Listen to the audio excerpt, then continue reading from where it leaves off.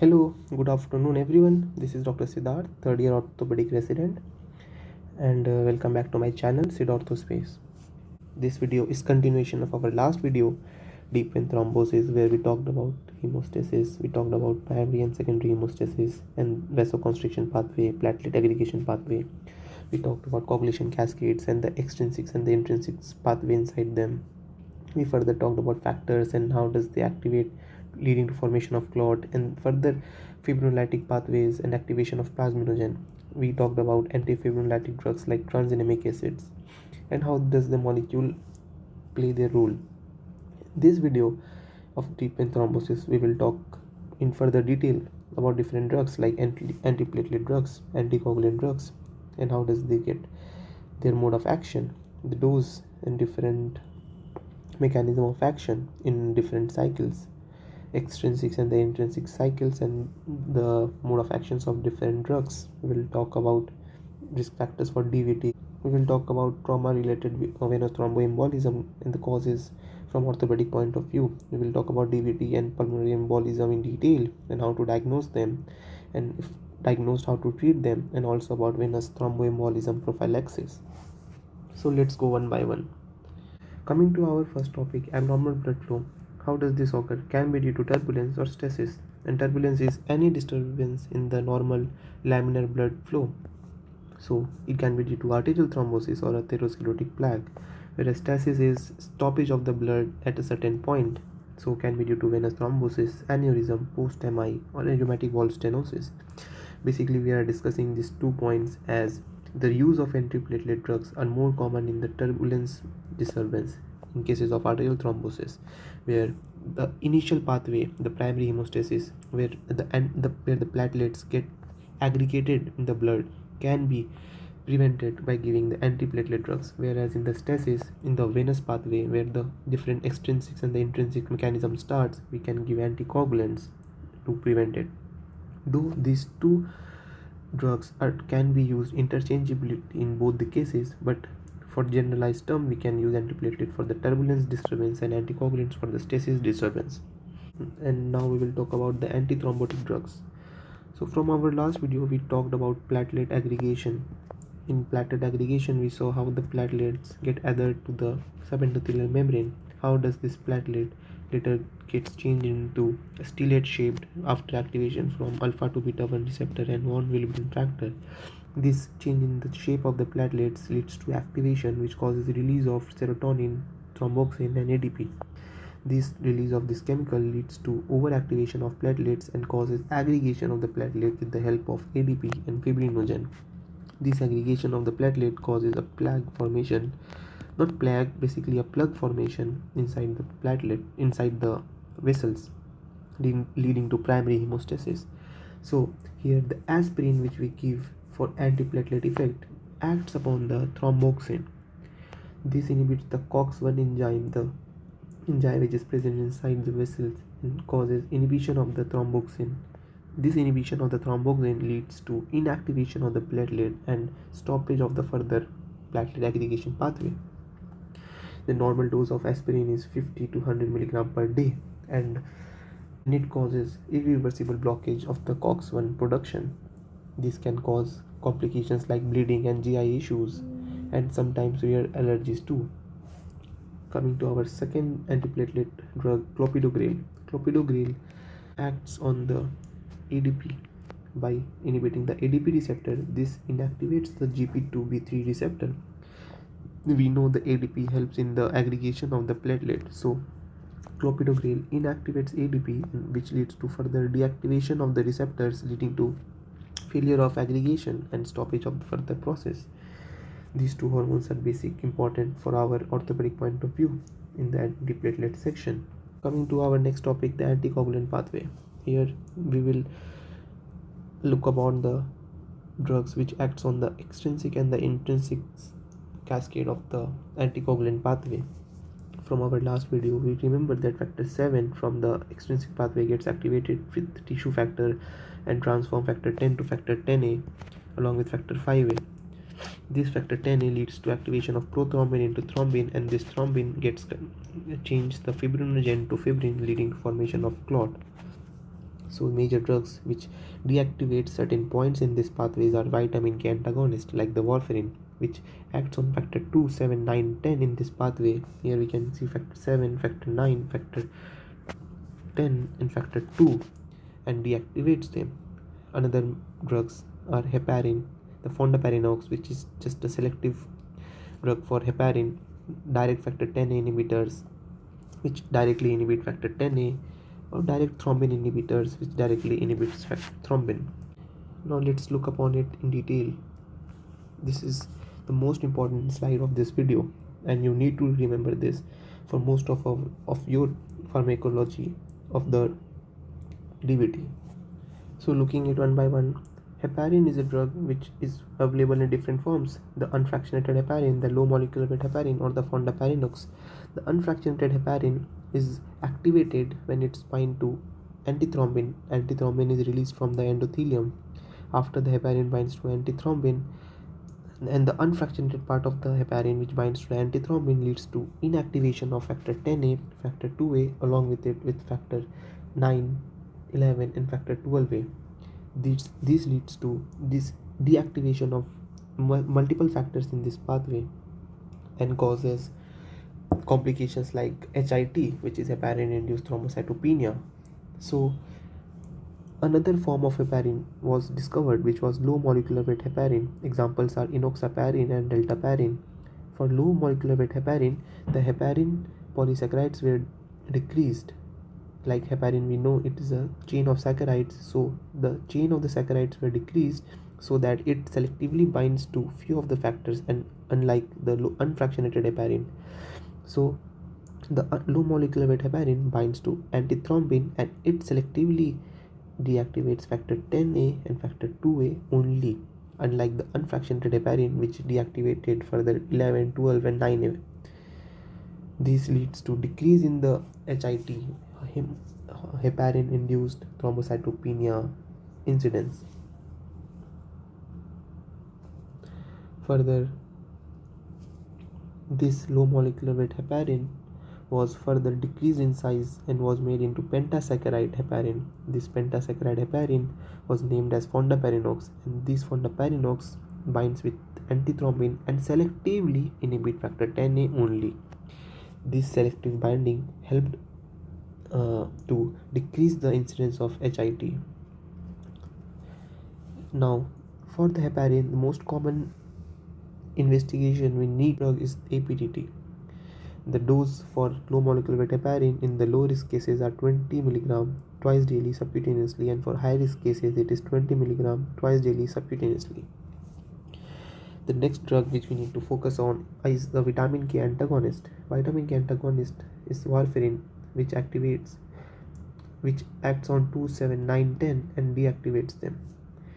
The mode of action of the warfarin we all know is blocks gamma carboxylation of factor 2, 7, 9, 10. The dose is 5 to 10 mg and we need to monitor PT-INR for the warfarin. Third drug we need to remember is direct factor 10 inhibitors. Direct factor 10 inhibitors inhibit factor 10 indirectly from the pathway. Examples are rivaroxaban, apixaban and indoxaban.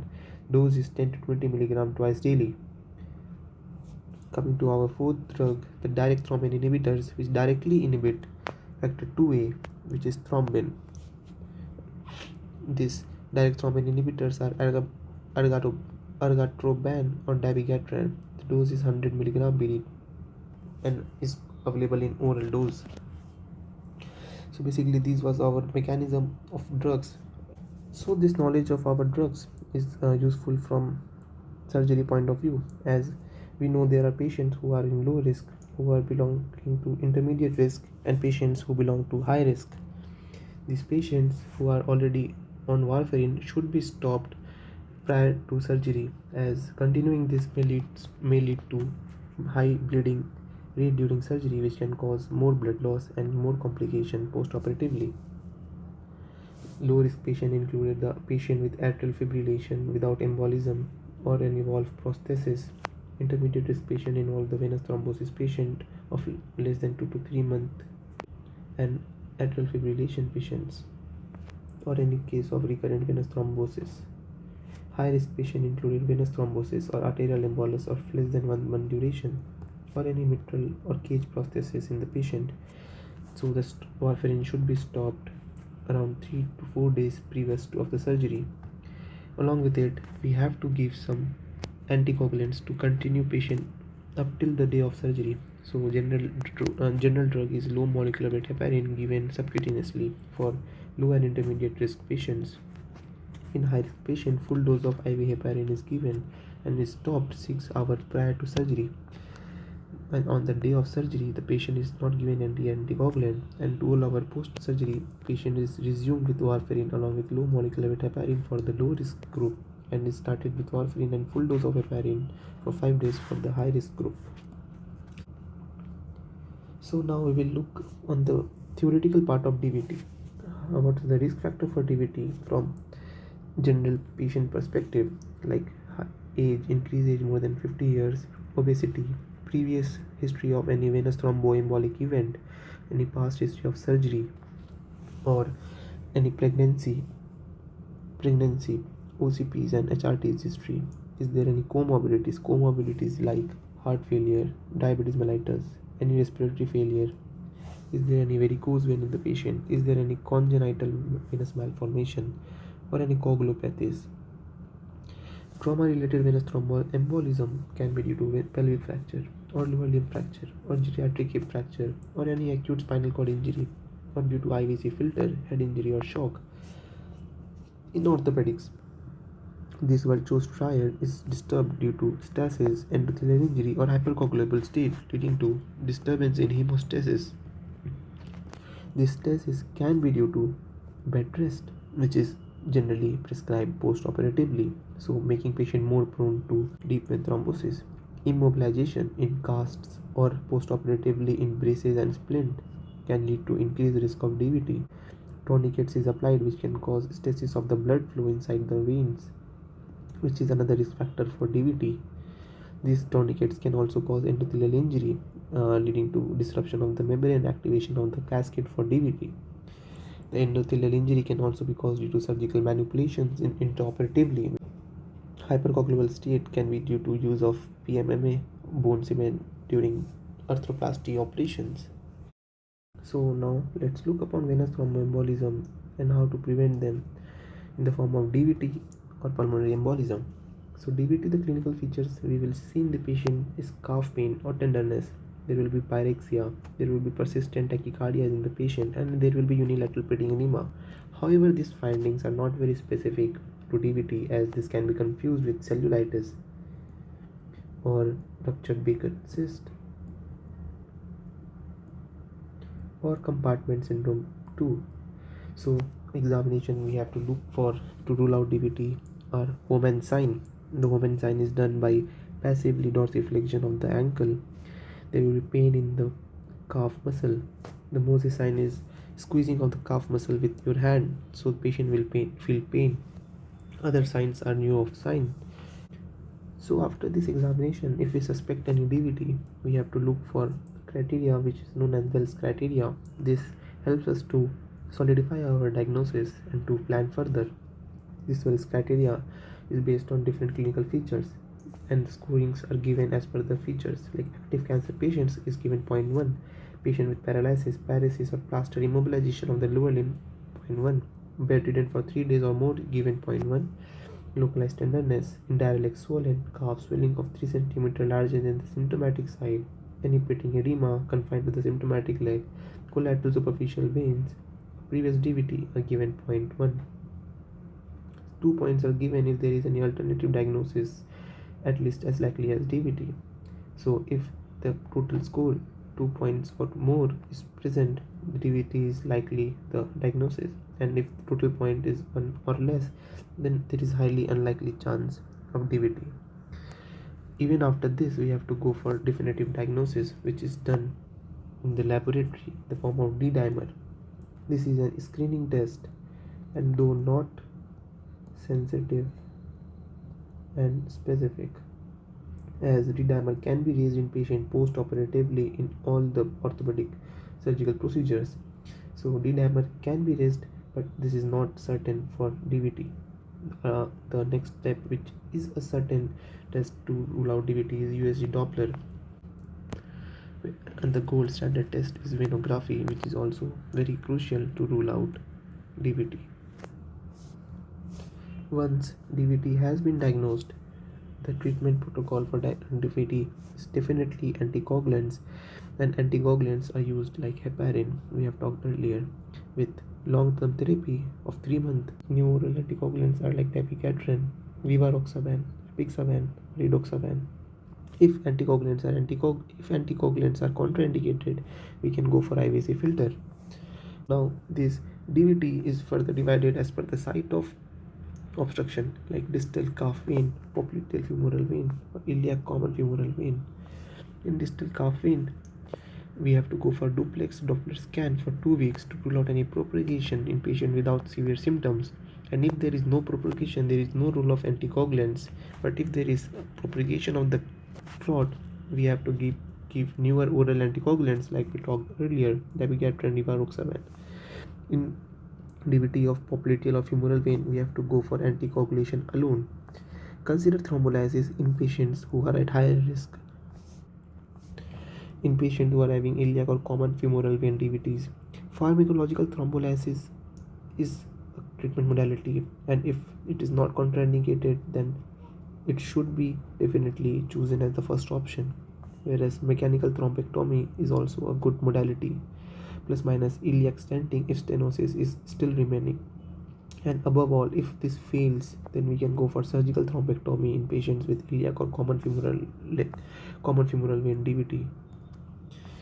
So now, as we have talked about DVT, we will now move ahead to our next topic, pulmonary embolism. Pulmonary embolism is caused due to the dislodgement of the clot which is formed inside the deep veins of the lower limb. This dislodgement of the clot leads to formation of an embolus, and this embolus travels to pulmonary artery inside our lungs and blocks it. So this leads to acute presentation of symptoms like shortness of breath, pleuritic chest pain, tachycardias and tachypneas in the patient.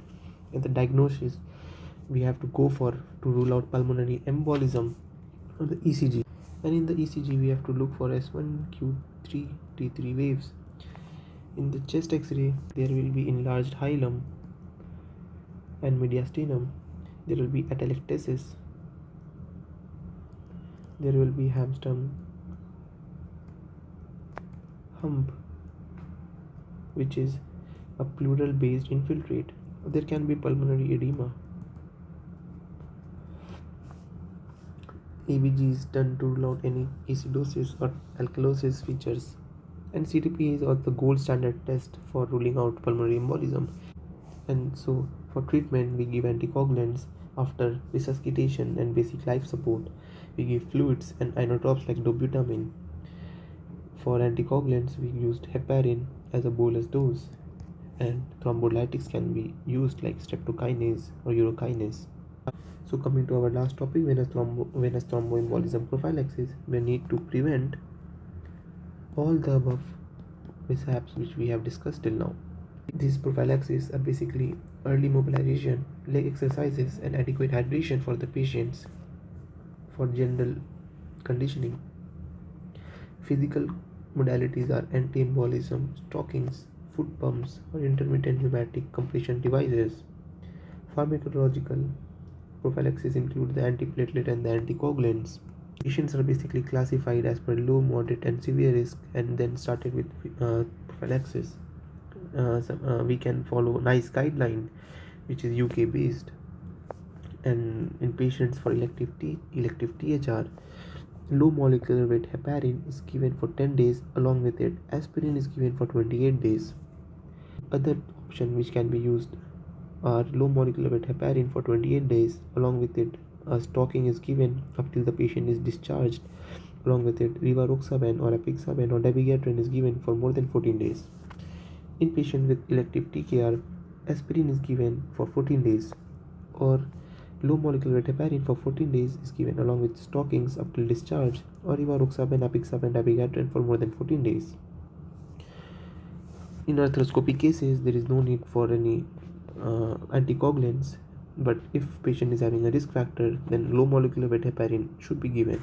Whereas in lower leg fractures and patients who are immobilized for long duration, low molecular weight heparin is a good option.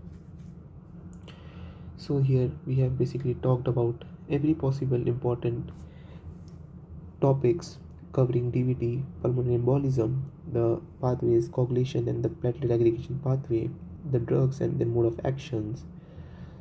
And if you have any doubt, feel free to ask me in the comment section. I will share this PDF with you guys. Thank you.